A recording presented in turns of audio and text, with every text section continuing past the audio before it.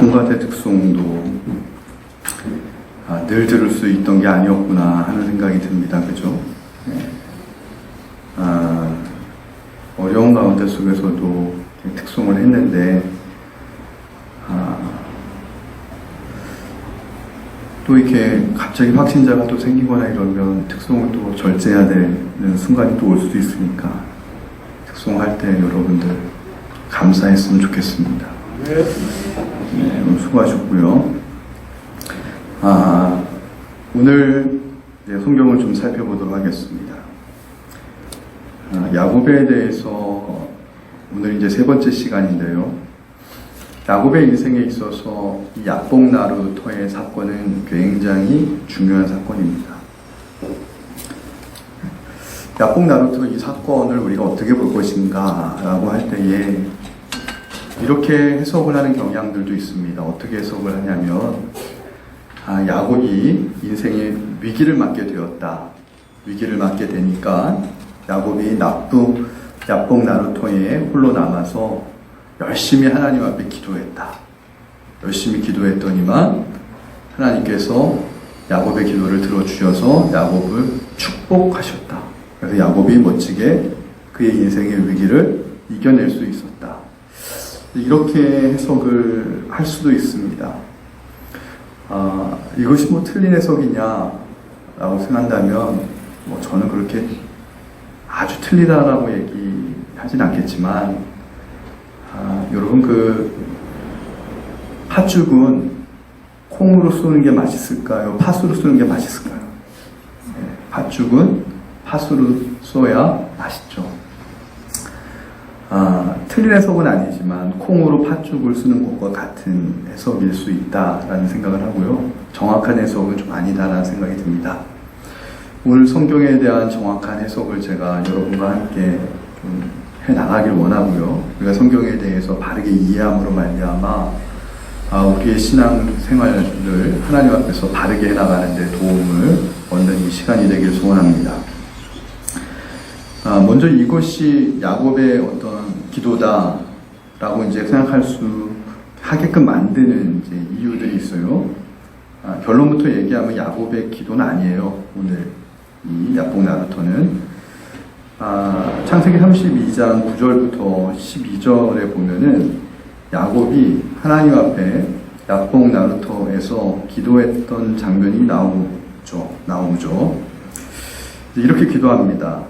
내 조부 아브라함의 하나님, 내 아버지 이삭의 하나님 여호와여, 주께서 전에 명하시기를. 이 전이라고 하는 것은 베델 사건을 의미합니다.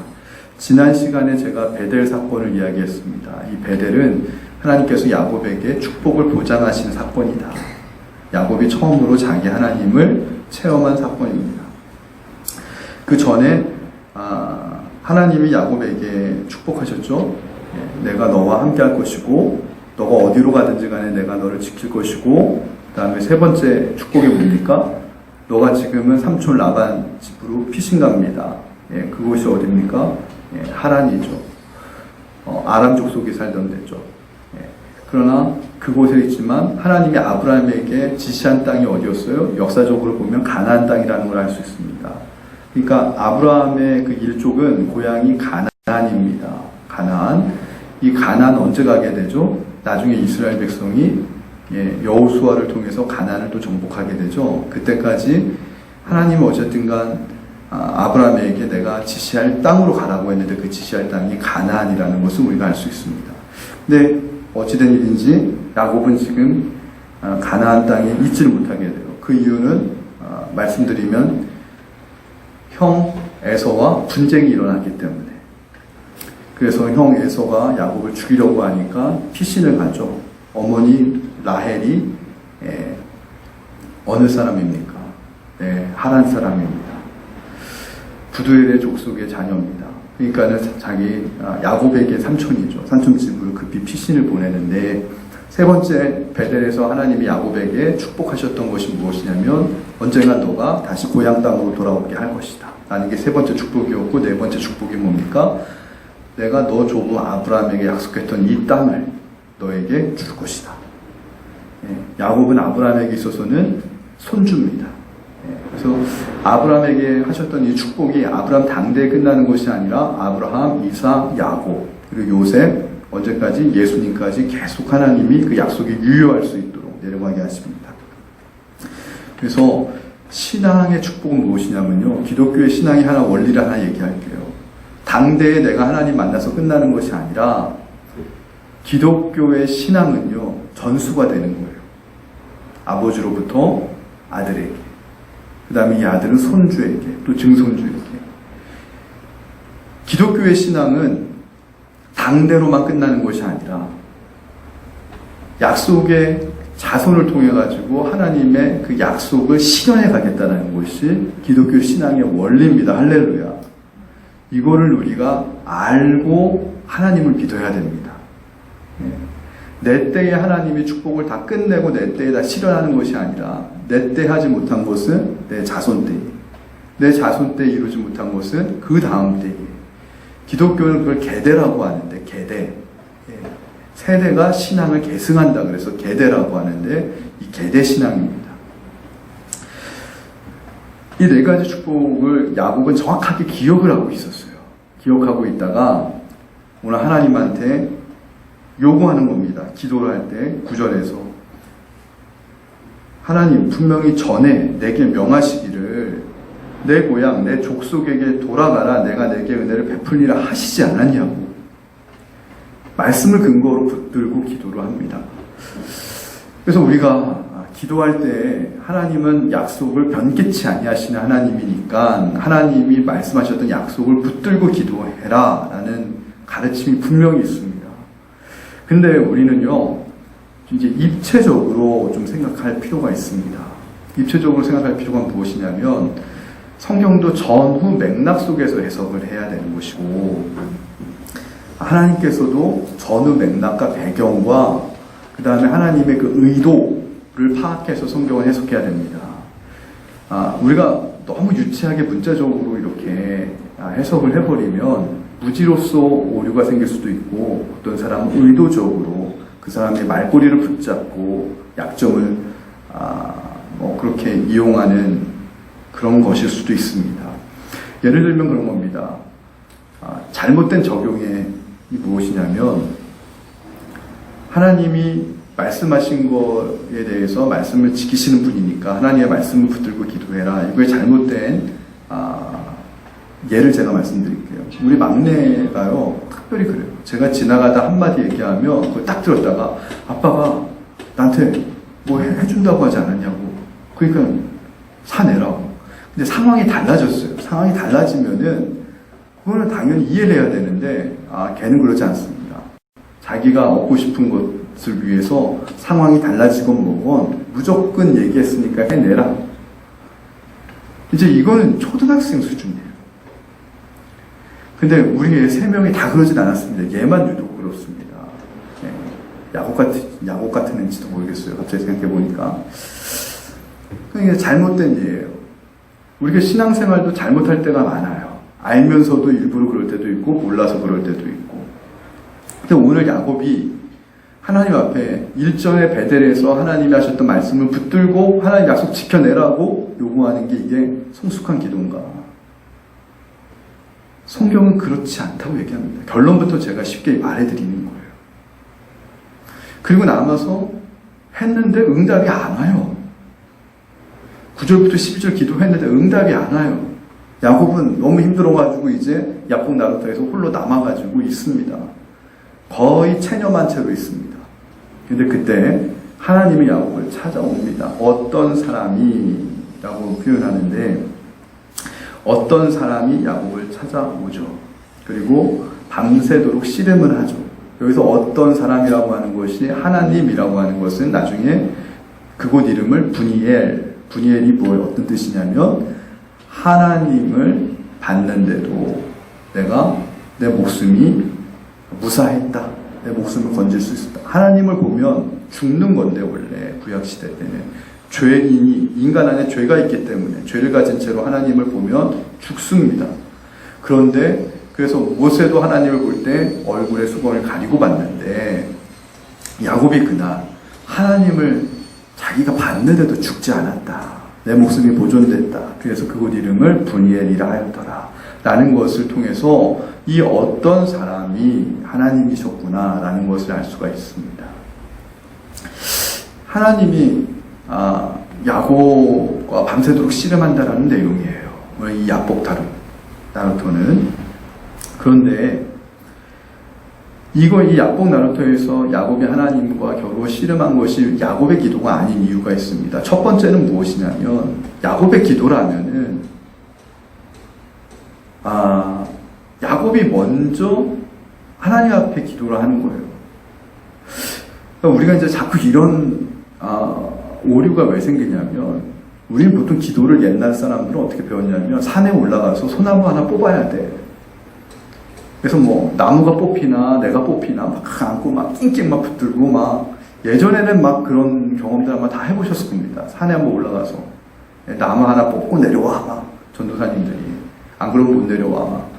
요즘 분들은 잘 모르시겠지만 옛날엔 많이 그랬어요. 그러니까는 이게 기도한다라는 것을 씨름한다. 뭐 이제 이렇게 많이 생각을 하기 쉽습니다. 근데 이거는 그것과 이것과는 별개입니다. 오늘 본문에서 중요한 것은 이 어떤 사람 하나님이 야곱을 먼저 찾아와서 씨름을 거신 거예요. 성경을 가만히 보면 야곱이 하나님한테 씨름을 먼저 건 것이 아니라 하나님이 야복 나루토에 홀로 남겨진 야곱에게 다가오셔서 야곱에게 씨름을 먼저 거신 거예요.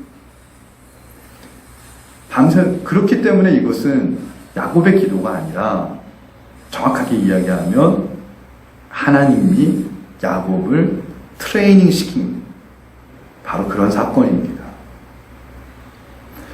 이 주객을 정확하게 정리를 해야 됩니다. 성경은. 야곱이 하나님 앞에 멋들어지게 기도했더니만 하나님이 야곱의 기도 자 이제 멋있게 이거를 잘못 해석하면 그래요. 야곱이 하나님 앞에 기도할 내용이 분명히 있었다. 대부분 기도 응답을 받지 못하는 이유가 우리가 기도를 뭘 구하는지도 모르고 기도했기 때문이다. 뭐 이런 기도의 가르침 들어보지 않았습니까? 근데 야곱은 분명하게 기도할 내용이 있었고 무엇을 요구할지를 알았고 그 다음에 두 번째 그걸 또 밤새도록 기도에 열심도 있었다. 그러니 야곱이 어떻게 기도의 응답을 안 받을 수 있겠냐. 이게 잘못된 해석이라는 거예요. 이게 다른 때는 맞을 수 있는데 오늘 이 본문에는 해당되지 않아요. 왜냐하면 하나님이 야곱을 먼저 찾아와서 씨름을 거셨기 때문에. 그것은 무엇이냐면 하나님 입장에서 야곱이 부족한 거예요. 지금 뭔가 야곱이 부족하고 야곱이 지금 마음에 안 드는 게 있는 거예요. 그래서 하나님은 지금 야곱에게 요구하러 찾아오신 거예요. 하나님 편에서 야곱에게 씨름을 건 거예요. 야곱이 그동안 신앙생활을 했다고 하지만 하나님 입장에서 마땅하지 않았어요. 뭔가 부족했어요. 결정적으로 이프가 부족했어요. 야곱은. 그걸 하나님이 채우시고 바꾸시기 위해서 오늘 찾아와서 씨름을 건 겁니다. 그래서 이거는 오늘 하나님이 야곱을 훈련, 트레이닝한 사건이지 야곱이 하나님 앞에 기도 잘해가지고 열심히 해서 응답받아낸 사건이 절대 아니라는 겁니다.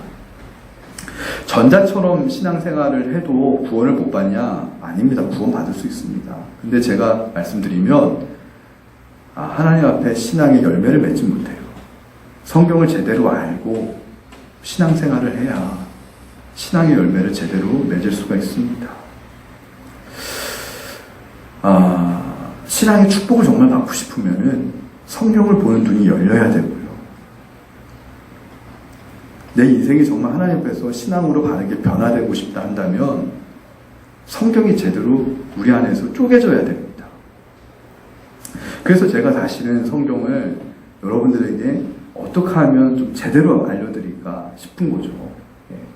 안 그러면 뭐 대충 좋은 얘기만 하다가 설교 끝내도 됩니다. 근데 저는 별로 그러고 싶진 않아요.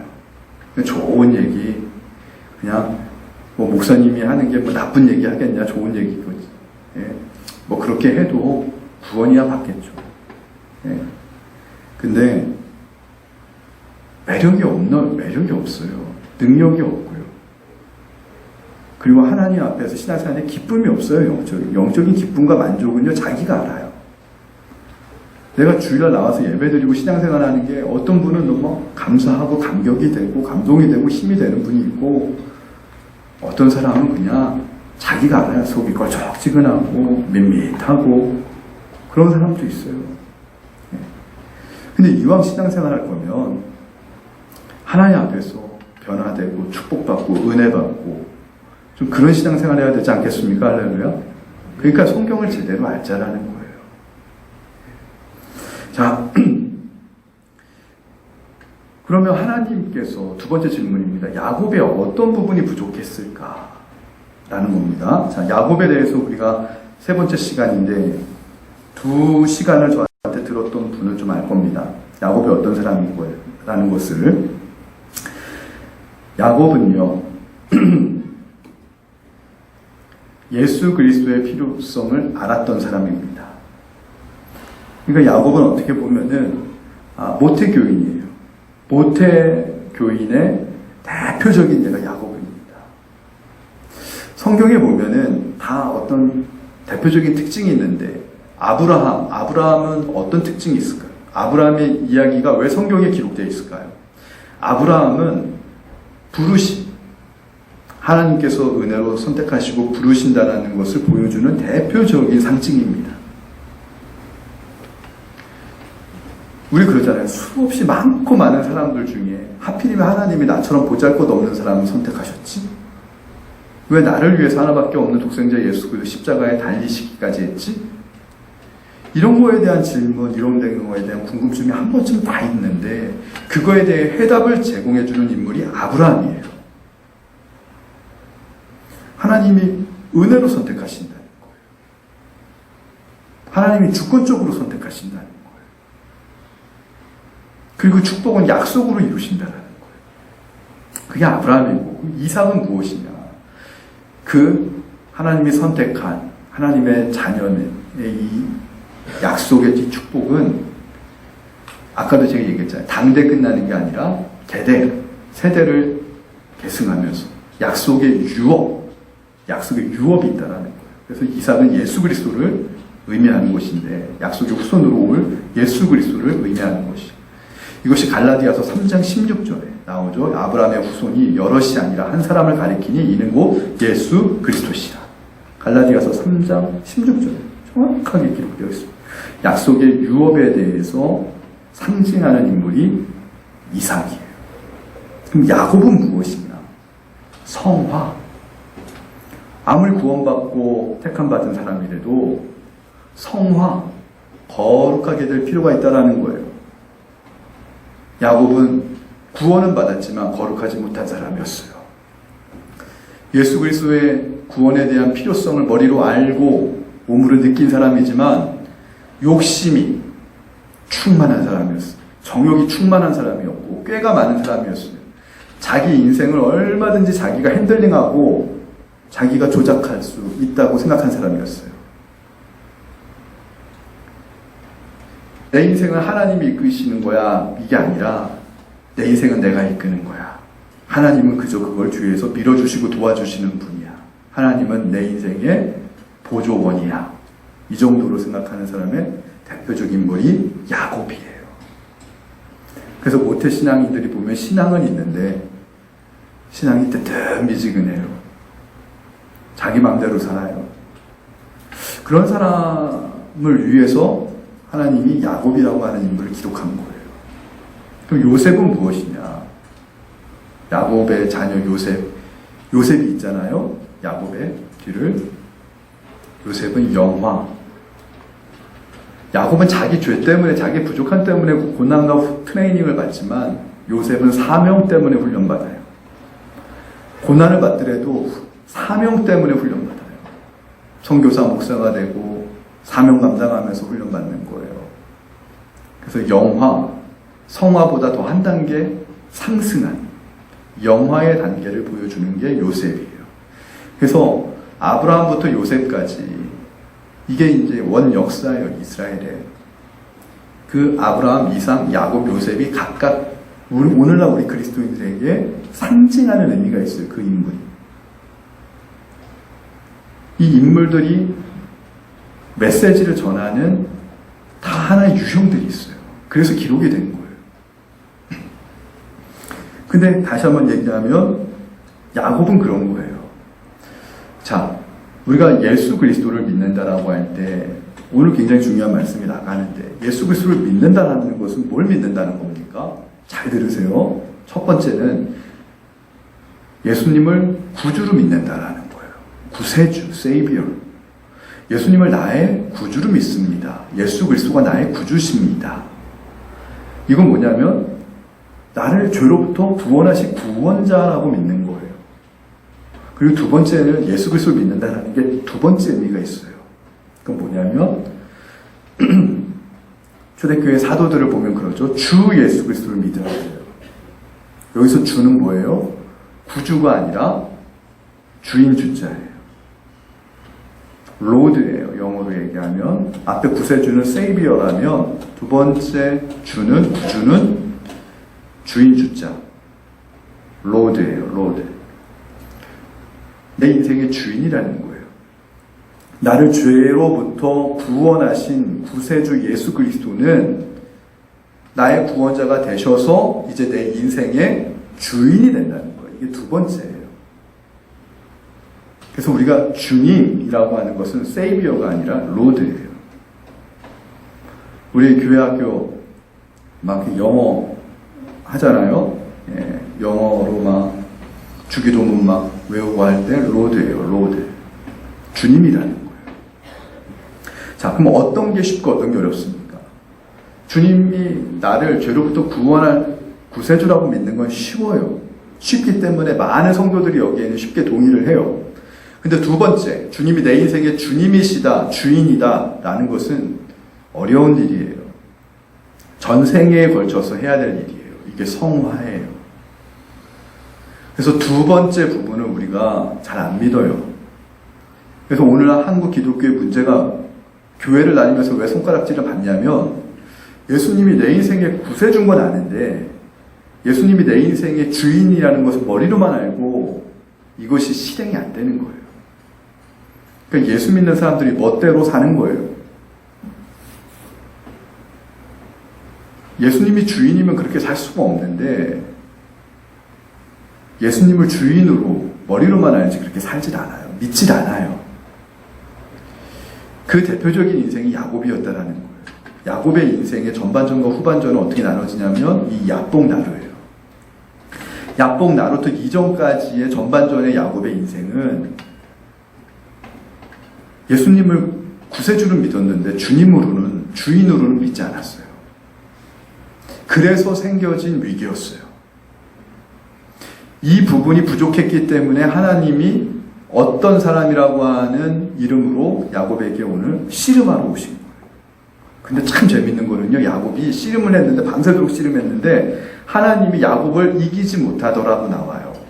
이길 수가 없는 거예요. 왜냐하면 야곱이 너무 강팍한 거예요. 야곱이 너무 완고한 거예요. 자기 주장이 너무 센 그런 자녀예요. 우리도 자식 키우다 보면 그러잖아요. 얘는 못 이기겠다. 부모가 봐도 어떤 자식은 도저히 이길 수가 없을 것 같은 생각이 들 때가 있어요. 고집이 너무 세서 막. 그러면 부모들이 그러잖아요. 아유, 지가 나중에 애 낳고 키워보고 지가 깨져보고 지가 상황 닥쳐봐야 알지.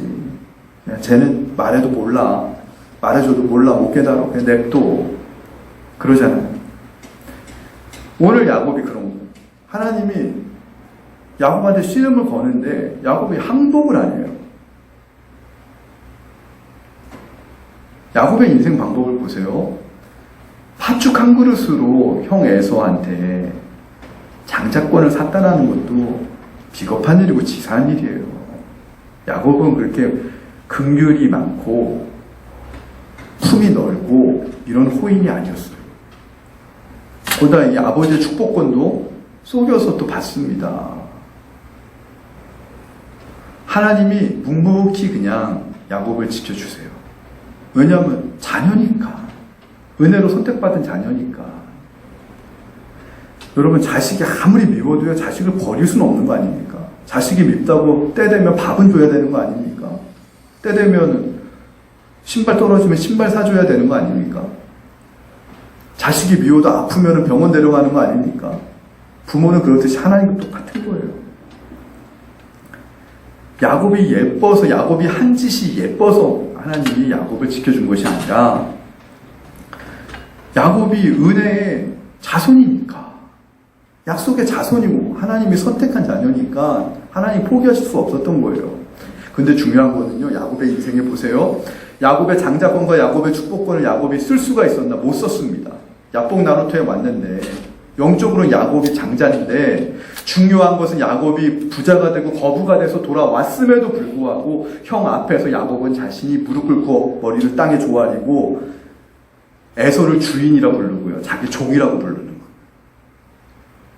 야곱이요, 부인을 두고요, 부인도 몇 명인 줄 아세요? 많이 있어요. 자식도 11명이에요. 종들도 많아졌어요. 가축도 많아졌어요. 한미천 잡았는데도요, 하나님이 장자권과 축복권을 사용 못하게 합니다. 왜냐하면 야곱이 욕심으로 했기 때문에. 그릇된 방법으로 그걸 취득한 거기 때문에 그것이 야곱의 인생에 축복으로 적용 하나님 안 시키세요. 하나님 그런 분입니다. 뭐로 봐도 서울만 가면 되지 그게 신앙에서는 안 통해요, 여러분.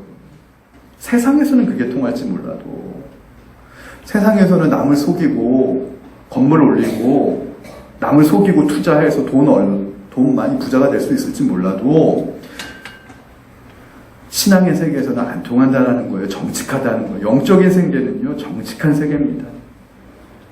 영적인 세계만큼 정직한 세계가 없습니다. 그러니까 하나님이 야곱을 버려두고 가시려고 하는 거예요. 날이 샜는데도 야곱이 항복을 안 하니까 야곱은 그냥 포기하고 내버려두고 가려고 하니까 그제서야 야곱의 인생에 변화가 옵니다. 여기부터 굉장히 중요한 대목이에요. 야곱이 그때 무릎을 꿇습니다. 하나님을 붙잡아요. 야곱이 이제 정말 큰일 났다고 싶은 거죠. 그동안은 계속 뗐으면은 부모가 들어줬는데, 하나님이 들어줬는데, 요번에 하나님이 진짜, 아유, 너 안 되겠다. 잠시 버리고 가려고 하는 거예요. 아브라함 때도 이런 적이 있었어요. 하나님이 언제였죠? 아브라함이 하나님 말씀 기다리지 못하고 순종하지 못해서 이스마엘을 낳았을 때 13년 동안 하나님이 아브라함 인생에 침묵하셨던 적이 있었습니다. 13년 동안 하나님이 화나니까 아브라함 찾아가지 않은 거예요. 막 침묵하는 거예요.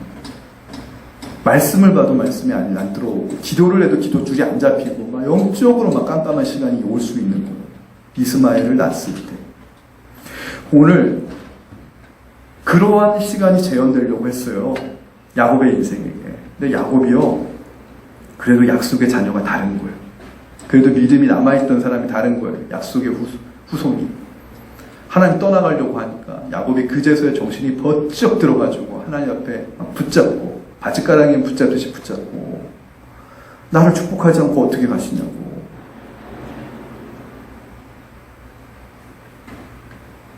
야곱이 그때 처음으로 야곱의 인생의 터닝 포인트가 오는 게 뭐냐면, 야곱이 그전까지 내 인생은 내가 운전해도 충분히 살 수 있어, 이렇게 살아왔다가 하나님 떠나가려고 하니까 야곱이 그제서야 진 거예요. 하나님한테 진 거예요. 항복한 거예요. 하나님 안 도와주시면 나 지금 우리 형한테 죽는데요. 이건 떼써서 될 일이 아니라 하나님 진짜 날 도와주셔야 됩니다. 내가 지금까지 하나님 앞에 뗐으면 하나님이 못 이기는 척하고 내 다 들어줬는데, 하나님 지금 이렇게 가버리시면 안 되죠. 제가 진짜 잘못했다고. 하나님 제가 잘못했다고. 내가 잘못할 테니, 내가 잘못했으니까 하나님 나 좀 도와달라고. 요 고백이 오늘 야복 나루토에서 하나님이 떠나가려고 할 때에 처음 터진 거예요. 그러면서 하나님이 야곱에게 묻습니다. 내 이름이 무엇이냐? 여러분 이거 잘 들어야 돼요. 하나님이 야곱의 이름을 몰라서 물어요? 야곱의 이름 알아요. 근데 내 이름이 무엇이냐라고 물어요. 여기 굉장히 신학적 의미가 있는데 무엇이냐면요, 하나님이 야곱을 확인하려고 하는 거예요. 확실하게 꺾고 트레이닝 하려고 하는 거예요. 야곱이, 제 이름은 야곱입니다 라고 얘기합니다. 야곱이란 이름이 뭐냐면 사기꾼이고 강도란 뜻이에요.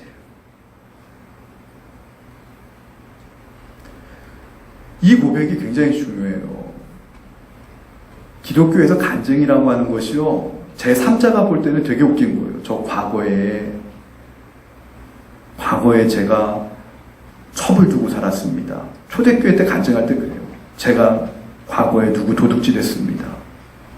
막 그렇게 얘기하는데 간증을 듣는 사람들이 다 울어요. 은혜 받아요. 이거를 안 믿는 불신자가 들으면요, 이건 무슨 코미디냐 막 그럽니다. 아니, 자기가 옛날에 첩을 뒀다 그러고 부인 고생시켰다 그러고 과거에 도둑질했다고 막 그런 죄를 고백을 하는데, 내가 과거에 사기꾼이었다, 내가 과거에 강도였다, 내가 과거에 남봉꾼이었다, 자기 죄를 고백하는데 그 얘기를 듣는 사람들이 막 은혜를 받아요. 성도들이. 제3자가 들으면 이게 얼마나 코미디겠냐고요. 근데 그 제3자는 몰라요. 왜 그러죠? 내가 강도입니다, 내가 사기꾼입니다 라고 하는 이 고백이 어떤 문맥 속에서 나가느냐가 중요한 거예요. 뭐예요? 예전에는 야곱이 내가 좀 사기꾼이면 어때? 남들보다 내가 머리가 좋은 거지. 남들도 다 그렇게 사는데, 남들도 다 정직하지 않게 사는데 내가 남들보다 좀 머리가 좋은 거지. 내가 좀 사기꾼이면 어때? 그게 웬 사기야? 안 걸리면 사기가 아니지. 난 이렇게 해서 돈을 더 많이 벌었는데, 삼촌 라반 집에 가가지고 삼촌 속여가지고 내가 삼촌 양들 얼마나 많이 불리고 내가 내 재산 한몫 챙겼는데. 야곱의 이름으로 산 것이 잘못된 인생이라고 한 번도 속으로 생각하지 않았어요. 예수 그리스도를 믿었지만. 왜 야곱으로 사는 게 어때? 내가 남들보다 머리가 좋은 거지. 남들 등쳐먹는 게 좀 어때? 안 걸리면 되는 거고. 그런데 오늘 이 장면에서 하나님이 내 이름이 무엇이냐? 야곱입니다. 사기꾼입니다. 강도입니다. 내 방법으로, 내 힘과 지혜로 살아왔던 게 죄였습니다. 죄인이었습니다. 이 고백이라는 걸 여러분 깨달으시기 바랍니다. 철저하게 막 그러잖아요. 아유, 공부만 잘하면 되지. 그렇게 살아요. 야곱이에요. 내가 내 한 몸 위해서 열심히 공부해가지고 좋은 대학 가고 좋은 직장 가가지고 돈 많이 먹고 벌고 사는 게 뭐가 잘못이야. 그게 야곱인지 모르는 거예요. 근데 그게 자기를 위해서 그렇게 살면은 하나님 앞에서 다 죄인이거든요. 근데 그거를 오늘 하나님이 야곱에게 묻는 거예요. 너 나한테 지금 축복해달라고 하는데 그 전에 내가 너 분명히 확인해야 되겠어. 너 이름이 뭐야? 야곱이 그때 안 거예요. 야곱입니다. 죄인입니다. 사기꾼입니다. 이게 하나님 앞에서 자기 힘과 지혜를 의지하고 사는 게 얼마나 죄인이었는지, 죄인의 삶이었는지 그제서야 안 거예요. 그래서 하나님이 그럽니다. 너 내가 이름을 바꿔줄게. 이스라엘로 살아. 너 이제 야곱이 아니라 이스라엘이야. 이스라엘이 뭐예요? 하나님과 겨루어 이겼다라는 거예요. 근데 재밌는 게요, 진짜 이기신 분은 누구예요? 하나님이 이기신 거예요. 근데 명예는 누구한테 갔어요? 야곱한테 갔어요. 여러분, 자녀가 잘 되면은요, 자녀가 잘 되면 자녀 이름이 뜹니다. 이 전라도는 시골 가면 막 그러더라고요. 뭐 변호사 시험 합격하고 검사 된 것만 가지고도 플랜카드 붙더라고요. 이게 수도권에서는 있을 수 없는 일인데, 막 시골 가면 그래요. 행정고시 뭐 전국에 얼마나 많습니까? 합격한 사람.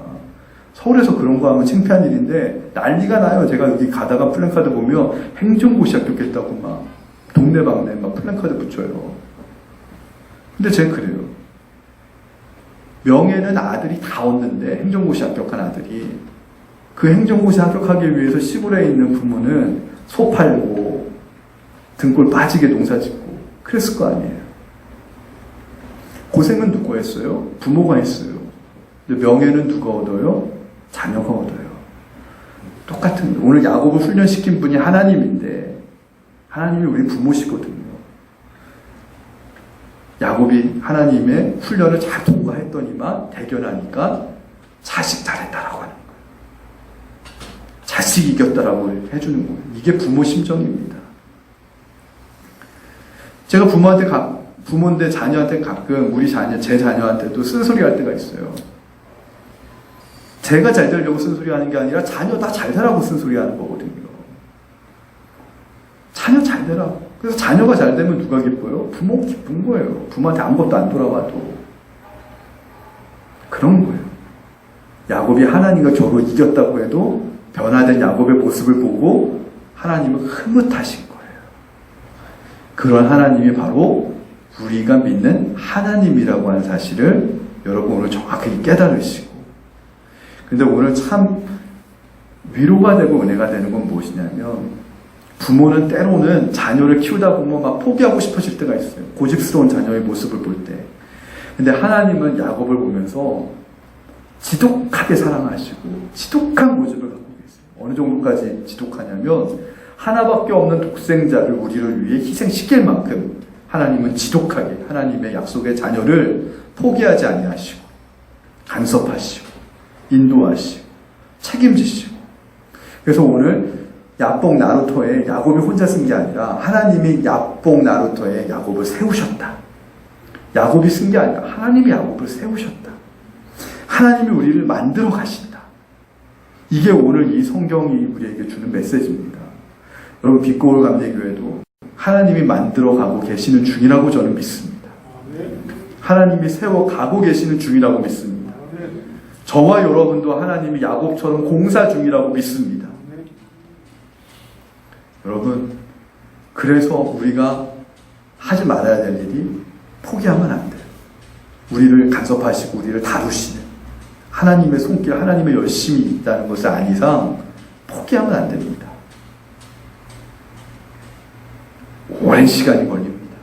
그러나 하나님은 반드시 우리를 야복 나루터에서 이스라엘로 변화시키셨던 야곱처럼 우리를 반드시 세우시고 우리를 반드시 변화시킬 날이 오실 겁니다.